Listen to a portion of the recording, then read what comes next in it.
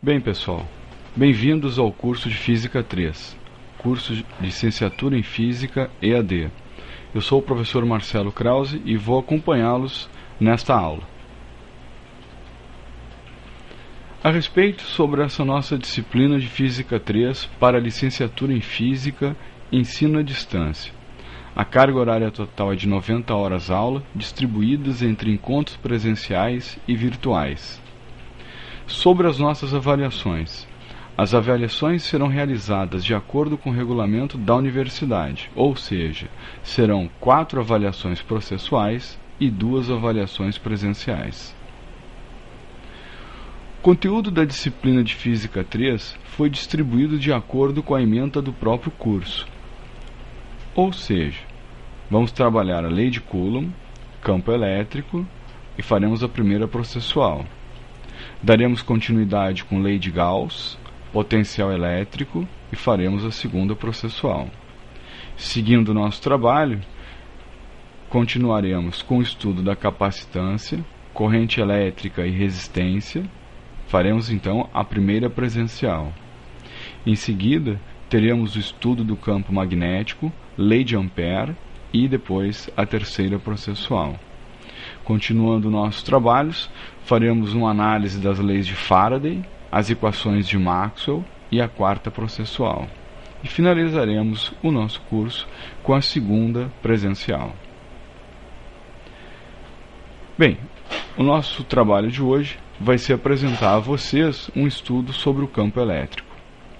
Quais são os objetivos desta aula? Primeiro, compreender a distinção entre força elétrica e campo elétrico. Aprender a calcular o campo elétrico em função de um conjunto de cargas. Interpretar os campos elétricos através dos conceitos de linhas de campo. E calcular as propriedades dos dipolos elétricos. Definição. Antes de nós fazermos uma definição específica do campo elétrico, é interessante que façamos uma revisão de quando foi trabalhado o campo gravitacional. Como é que nós identificamos um campo gravitacional? Você pegava um corpo de prova com uma determinada massa e colocava esse corpo de prova próximo a um corpo massivo. O que acontecia? Percebe-se que esse corpo de prova, se está sujeito a um campo gravitacional criado pelo corpo massivo, estará sujeito então a uma força. Força essa gravitacional. A analogia é feita para o campo elétrico. Se você tem uma carga de prova e você tem um corpo eletrizado, percebemos que haverá a existência de um campo elétrico quando esta carga de prova ficar sujeita à ação de uma força elétrica criada pelo campo elétrico em torno do corpo carregado. Por exemplo, verifique ali o corpo carregado sujeito à ação da força gravitacional peso. Como esse corpo está pendurado, existe uma força tracionando através de uma corda. Repare que abaixo existe uma bateria com os polos positivo e negativo. Em seguida, se você colocar 2 fios que liguem os polos o polo positivo e o polo negativo às 2 placas, você perceberá que o corpo que está eletrizado positivamente será atraído pela placa ligada ao polo negativo. Então, passou a atuar ali uma força elétrica. Muito bem. Então, podemos definir que o campo elétrico corresponde à razão de uma força elétrica sobre uma carga de prova. Muito bem. Então, se o nosso campo elétrico está associado a uma força elétrica atuando sobre uma carga de prova, a equação campo é igual a força sobre carga é válida. A unidade de medida no sistema internacional, neste caso, é newtons por coulomb. Mais para frente, poderemos ver que o campo elétrico também poderá ser dado em volts por metro. Vamos analisar o campo elétrico produzido por uma carga pontual. Então, considere um corpo carregado com uma carga Q0, colocado a uma certa distância r de uma partícula carregada com carga Q. Então, percebemos que Quando você tem esse corpo com a carga Q0 próximo a um corpo eletrizado, surge sobre ele então um campo elétrico que vai estar orientado radialmente e que estará com o sentido para a direita. No caso de você ter uma carga de prova Q0 próxima agora a um corpo eletrizado negativamente, verifique que o sentido continua o mesmo, sentido radial. Porém, a direção do campo elétrico agora passa a ser um campo para a esquerda. Então, podemos observar que corpos carregados positivamente geram campos elétricos sobre cargas de prova de uma forma de divergir. E no caso de você ter um corpo carregado negativamente, como forma a convergir na direção da carga. Bem, mas se sabemos que a força elétrica ela é dada pelo produto da constante eletrostática vezes o produto das cargas sobre o quadrado da distância que separa essas cargas na direção radial, e sabendo que o campo elétrico corresponde a esta força atuando sobre a carga de prova, então podemos dizer que o campo elétrico é dado pelo produto da constante eletrostática vezes a carga sobre o quadrado da distância ao ponto associado na direção radial. Muito bem, então as características do nosso campo elétrico para módulo ou intensidade é dado por Kq sobre R2. A direção sempre radial e o sentido, como vimos anteriormente, depende do sinal do corpo eletrizado. Se for positivo, o sentido é divergente ao corpo que gerou o campo. Se for negativo, o sentido é convergente em relação à carga que gerou o campo. Vamos ver agora o campo elétrico produzido por uma distribuição de cargas pontuais. É interessante salientar que o campo elétrico ele é uma grandeza vetorial. Portanto, veja que se você tem os corpos eletrizados com cargas Q1, Q2 e Q3 associados ao ponto P, teremos então um campo 1, um campo 2 e um campo 3. Campo 1, campo 2, campo 3. Fazendo o princípio da superposição, temos na figura da direita o campo 1, dando continuidade um campo 2 e finalmente um campo 3.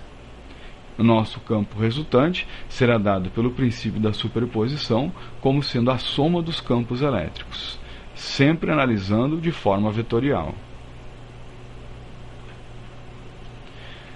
Agora vejamos o exemplo 1 do módulo. Então diz assim: a figura ao lado mostra uma carga Q1 de 1,5 microcoulombs.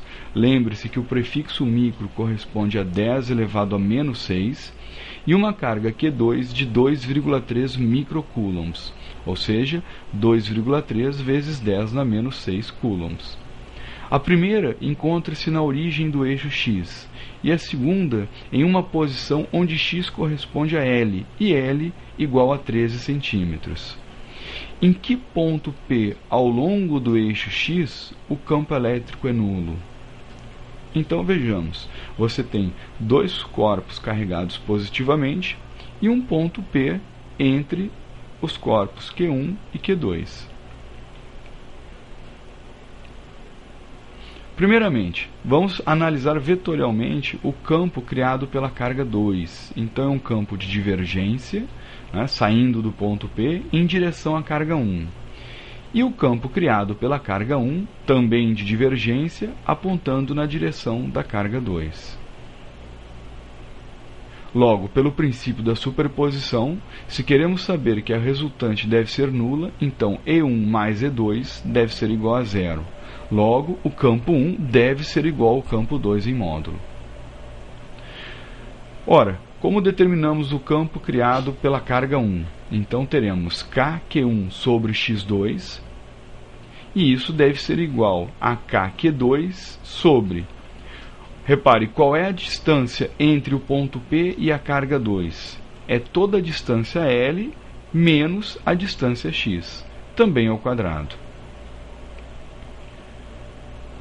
Como as constantes eletrostáticas são iguais nos dois lados, nós podemos já eliminar essa grandeza das nossas equações. E substituiremos os valores fornecidos no enunciado para Q1 e Q2.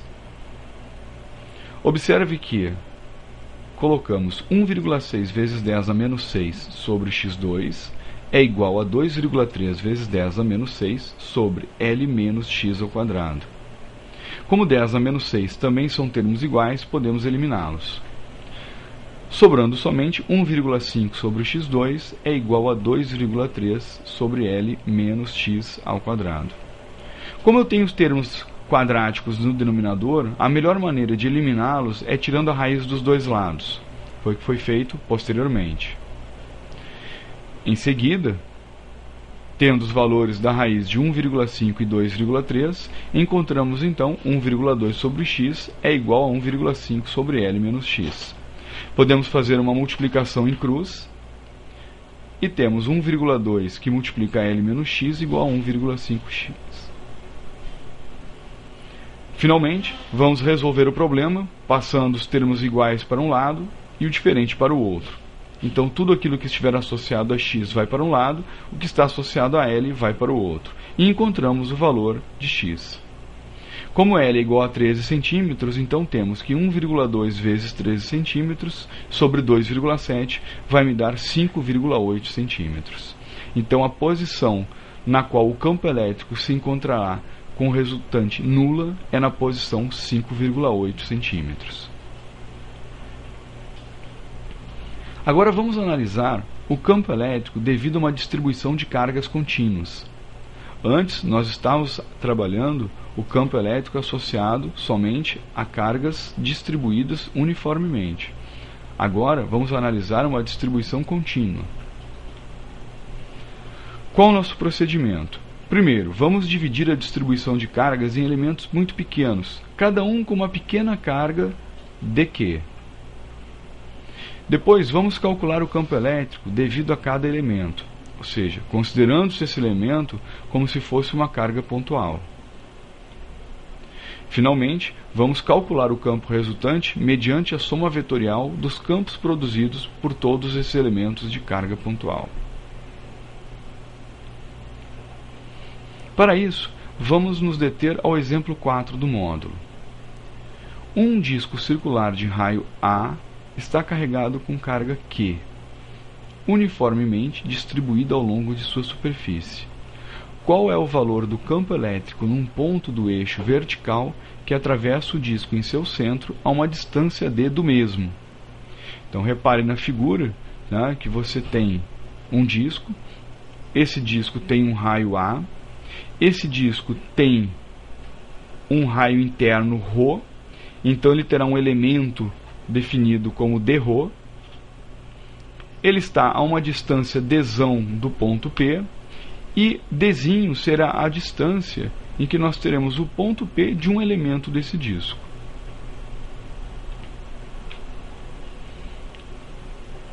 Muito bem, da figura temos que a área é dada por πr ao quadrado, mas como o raio está sendo dado como ρ, então teremos a área como sendo πr ao quadrado. Logo, o diferencial da área será dado por 2πr dρ. Em seguida, vamos fazer uma distribuição superficial da carga. Então, sigma significa dQ sobre dA. Ora, sigma corresponde à distribuição superficial de carga. Então, dQ é igual a sigma dA. Então, dQ será igual a sigma 2πr dρ. Vamos determinar agora o campo elétrico. Repare que o campo agora estará associado ao cosseno de um ângulo. Então ele será definido como K0, constante eletrostática do vácuo, vezes Q, sobre d ao quadrado, vezes o cosseno do ângulo. Então, dE é igual a K0 dQ sobre d2 mais ρ2 ao quadrado, que multiplica d sobre D2 mais Rho2 elevado ao meio. Esses valores são dados pelo próprio teorema de Pitágoras, observando-se a figura à direita.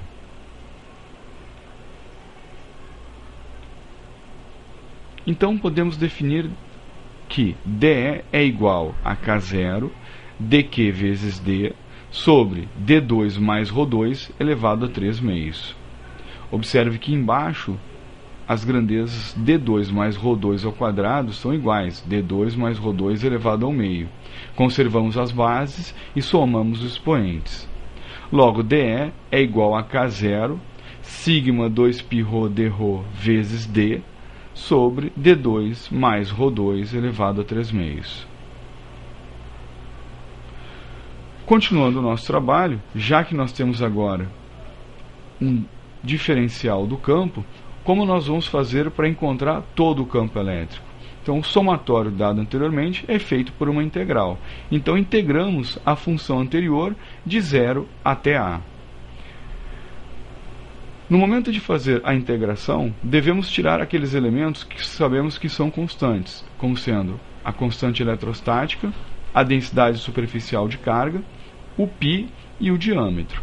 Então, a integral limitada de 0 a é dada por 2 Rho d Rho sobre D2 mais Rho2 elevado a 3 meios. Vamos fazer uma mudança de variável. Vamos definir D2 mais Rho2 como sendo U. Então, du será 2 Rho d Rho, onde d Rho vai ser igual a du sobre 2 Rho. Substituindo isso na integral, teremos a seguinte situação. O campo é igual às constantes fora da integral, o limite de integração de 0 a a, que vai de 2 Rho du sobre 2 Rho, que multiplica u elevado a 3 meios. Muito bem. Quando fazemos essa integral, é interessante você verificar numa determinada tabela como é que se encontra esses valores. Então, tirando e resolvendo toda a integral, temos que o campo elétrico será dado pelas constantes que estavam fora da integral, vezes o resultado daquela relação du sobre u elevado a 3 meios dentro da integral, que é 2 sobre d menos 2 sobre d2 mais a2 elevado ao meio. Lembre-se que o resultado da direita ele é encontrado pela tabela de integrais.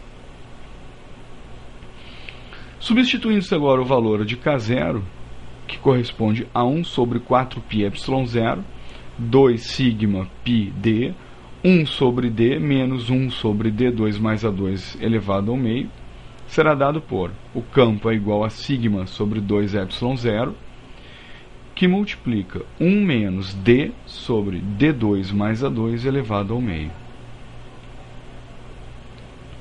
Considerando no limite a indo ao infinito, então o campo é dado por sigma sobre 2ε0, que é o campo elétrico produzido por um plano infinito uniformemente carregado.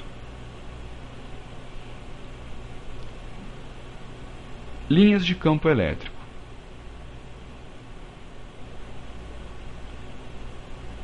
Conforme vocês podem ver nas figuras, no caso da figura da esquerda realizada em laboratório e no caso da figura da direita representando as linhas de campo, temos que as linhas partem da carga positiva indo em direção à carga negativa.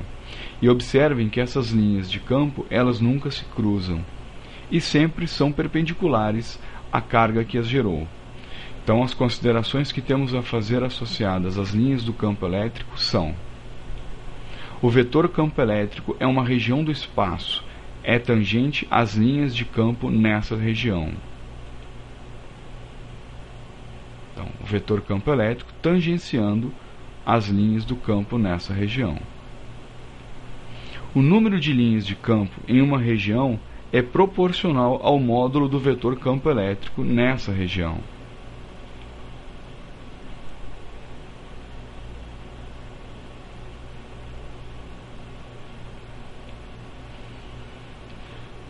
Movimento de partículas carregadas num campo elétrico uniforme. Um campo elétrico em uma região do espaço será dito uniforme quando seu módulo, sua direção e sentido continuarem os mesmos em todos os pontos da região. Ou seja, observe a figura a seguir. Observe que o campo elétrico uniforme ele deve ser dado por uma distribuição uniforme de cargas em placas paralelas. Neste caso, estaremos desprezando o efeito de borda e analisando somente as linhas de campo entre as regiões associadas às placas positiva e negativa. Observe também que as distâncias entre as placas é constante, fazendo com que as linhas e a distribuição das mesmas entre essa região sejam igualmente espaçadas e que possuam sempre o mesmo sentido. Repare também que há um paralelismo nas linhas de força.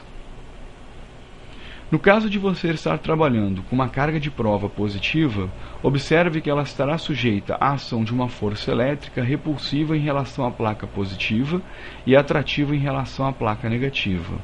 No caso contrário, teremos uma carga de prova negativa, próximo à placa negativa, sofrendo a ação de uma força repulsora da própria placa negativa em direção à placa positiva. Observe que em qualquer instante o campo elétrico sempre se disponibiliza da placa positiva em direção à placa negativa.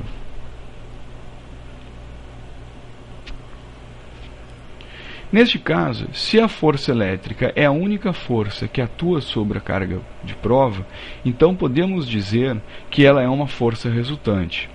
Se a força resultante, segundo a lei de Newton, é dada pelo produto da massa pela aceleração, então temos que a carga vezes o campo vai ser igual a massa vezes a aceleração. Logo, podemos definir a aceleração das partículas como sendo carga vezes campo sobre massa. Essa aceleração é sempre constante. Portanto, a partícula que estará em movimento entre essas placas desenvolverá um tipo de movimento retilíneo uniformemente variado. Quanto ao sentido, teremos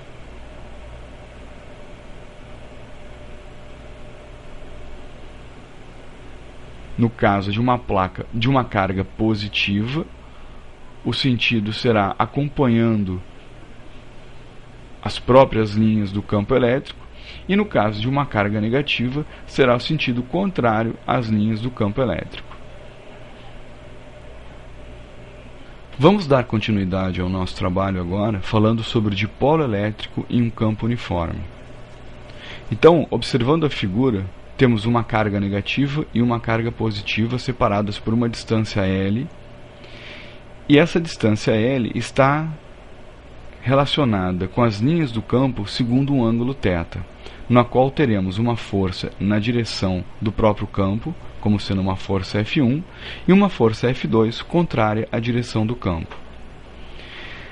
Embora sejam neutros, os átomos e moléculas são afetados por campos elétricos. Ao serem expostos a um campo elétrico uniforme, surge então um torque que induz ao giro da molécula em torno do centro de massa do conjunto. Num campo elétrico não uniforme, a molécula sofre a ação de uma força resultante em virtude das diferenças dos campos nas posições ocupadas pelos centros de cargas. Vejamos, num campo elétrico uniforme, o vetor momento de dipolo ele forma um ângulo θ com o campo elétrico. As forças que formam o dipolo são associadas às forças F1, carga vezes campo, e F2, menos carga vezes campo. Por ser um campo uniforme, essas forças têm o mesmo módulo, porém em sentidos opostos, gerando uma força resultante nula. Observe novamente a figura a seguir. Assim sendo, temos que as forças que atuam na extremidade promovem um torque responsável pelo giro do dipolo no sentido do alinhamento entre o dipolo e o campo. Assim, temos que o torque resultante está associado ao torque 1 mais o torque 2. Ou seja, F1 vezes L2, L sobre 2 seno de θ, mais F2 L sobre 2 seno de θ.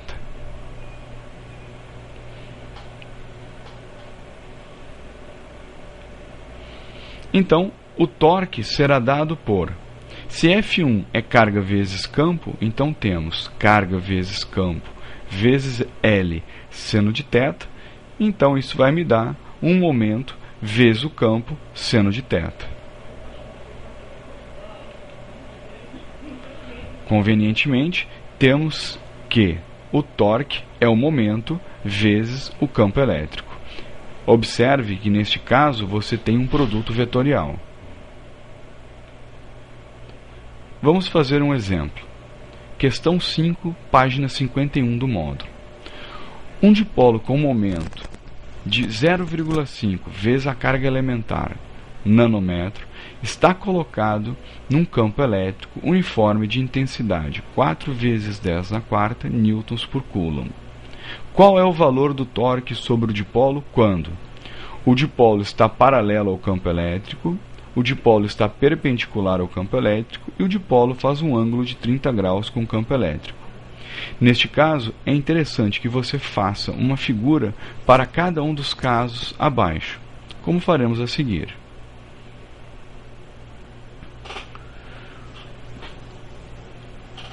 Primeiramente, devemos estimar o valor do momento de dipolo pela expressão P é igual a 0,5 vezes o valor da carga elementar nanômetro.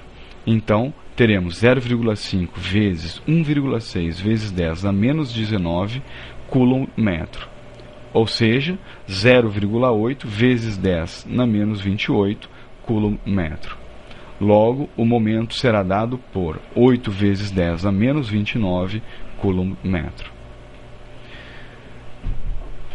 Com as imagens, poderemos verificar as três situações solicitadas no exercício. Vamos fazer sempre a carga positiva no lado esquerdo e a carga negativa do lado direito. Lembre-se que o campo elétrico se orienta sempre do positivo para o negativo. Assim, temos que, no caso de você estar trabalhando com momento de dipolo paralelo às linhas do campo elétrico, temos este caso. Então, o momento será dado dessa forma. Perpendicular, teremos então agora formando um ângulo de 90 graus com as linhas do campo elétrico. E no letra C, com um ângulo de 30 graus, teremos uma relação oblíqua com o momento associado às cargas positiva e negativa, formando um ângulo de 30 graus. No primeiro caso, o torque resultante é nulo. No segundo caso, o torque estará associado a um ângulo de 90 graus. Então será dado pelo momento vezes o campo vezes o seno de 90. Lembre-se que o seno de 90 é igual a 1. Então basta multiplicar. Teremos então que o torque será dado por 3,2 vezes 10 elevado a menos 24 Nm. No último caso, observando que a linha associada à distância entre as cargas positiva e negativa formam com as linhas de campo um ângulo θ, temos que o torque é dado pelo momento vezes o campo vezes o seno de 30 graus. Assim, teremos um torque resultante de 1,6 vezes 10 elevado a menos 24 Nm. Observe que teremos sempre associados a um torque paralelo às linhas do campo um valor nulo e um valor máximo para o torque perpendicular às linhas do campo elétrico. Assim, encerramos essa nossa aula sobre campo elétrico. Até um próximo momento. Obrigado.